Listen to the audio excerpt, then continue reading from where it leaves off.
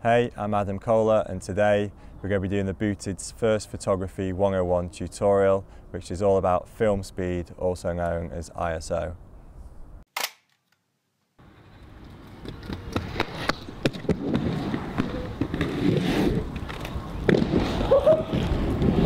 Got that one really good. So what we're going to be doing today is talking about film speed, or also known as ISO or ASA. And what that is how sensitive your camera is to light.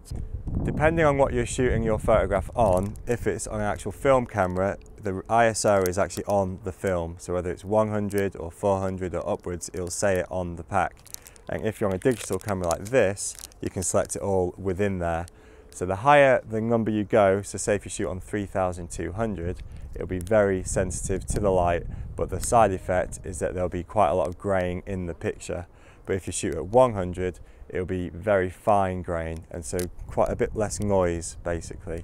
So the digital camera I'm going to be doing this picture on today is a Canon 5D Mark II. We're going to get a shot of Neil Ingall gapping over these humps. It's winter time, so the sun fades really fast right now, but luckily we've caught a dry day.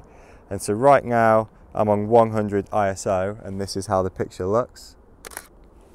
And now I'm going to push the ISO up to 3200, but leaving the settings, that's the exposure settings, exactly the same. And this is how it looks. In our next tutorial, we'll explain your shutter and aperture settings, but for now we're sticking with ISO. And so now you've seen the two pictures, you can see when you keep the settings exactly the same, but the ISO, it gets bleached and whitewashed out. You can go for one.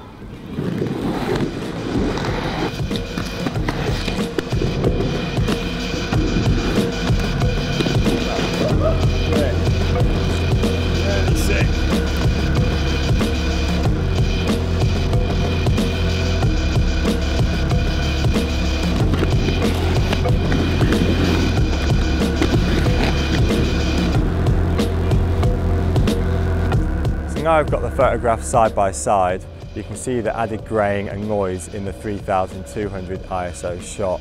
Generally, if you're shooting for a print magazine, you're going to use a lower ISO just because of the finer grain structure, and it prints a little bit nicer.